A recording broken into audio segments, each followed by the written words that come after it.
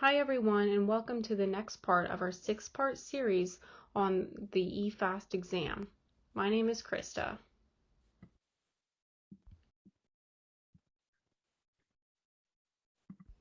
Today we will be covering the suprapubic view, which looks for fluid behind the bladder. We'll use the image on the left to identify relevant surface anatomy that is important for determining proper probe placement.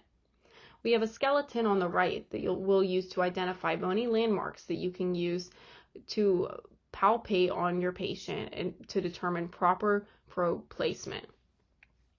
I've drawn the bladder in pink on the skeleton just above the pubic symphysis, which is approximately where it sits in the human body. You can see that it is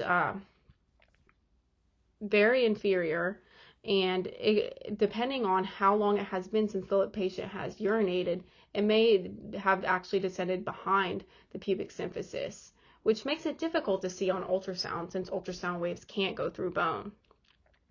So this makes it important for you to palpate the pubic symphysis and place the ultrasound probe directly above it so that you are able to visualize the bladder to the best of your ability.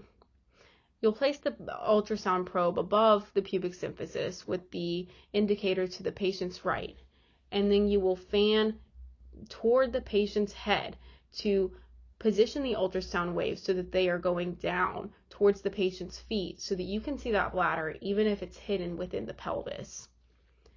If a patient has not urinated in a while, the bladder will appear as a large anechoic structure that is very easy to see.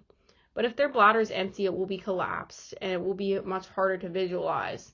But this is really important in the setting of a trauma if a patient's had potentially a bladder rupture, and that's the reason that they have free fluid in their abdomen.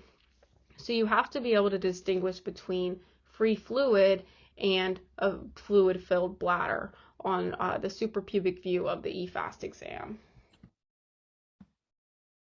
So this is another image that we'll use to look at the anatomy and see how you can identify it best on an ultrasound exam. So in the image on the left, you can see the bladder sitting directly posterior to the pubic symphysis. Now this is a fairly full bladder, so it extends above the pubic symphysis. And you can see that immediately posterior to the bladder is the rectum. This is in males, and we'll go over in women how this will look in a little bit, but they'll have a uterus between the bladder and the rectum. Now this space between the bladder and rectum is where fluid can potentially accumulate. So that's what we are looking at with the eFAST exam.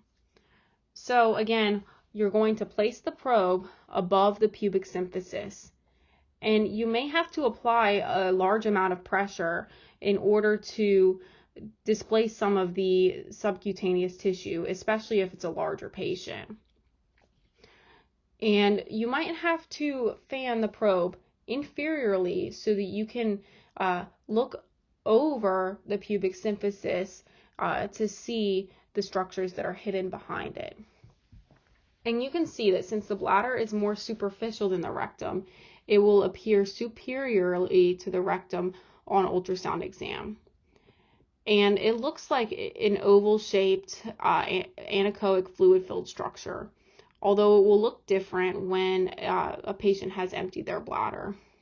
And behind it you can see the rectum. And here we have a negative FAST exam because there's no fluid accumulating in the space between them.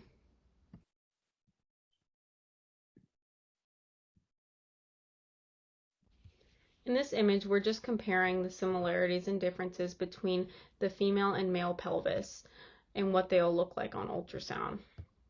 So you can see that in both men and women, the bladder sits posterior to the pubic symphysis.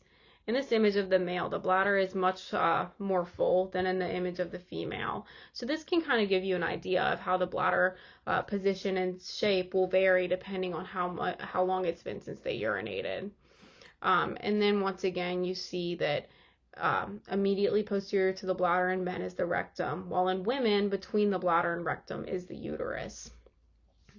And now you can see in blue some of the areas where fluid can potentially accumulate and where you might see fluid in a positive FAST exam.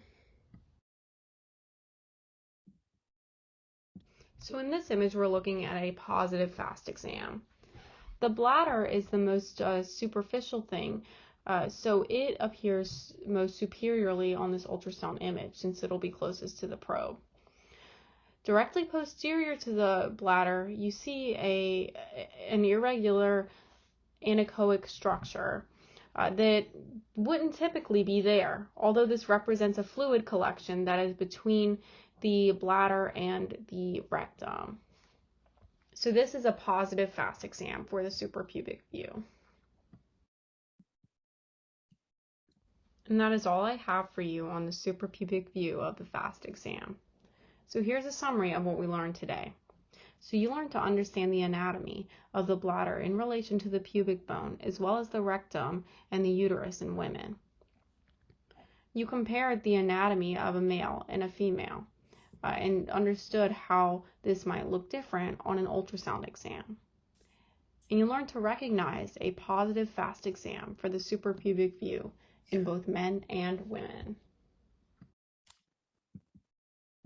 Thank you for tuning in to this video in our 6-part series of the eFAST ultrasound exam. If you have any questions, you can contact any one of us using our information on this slide.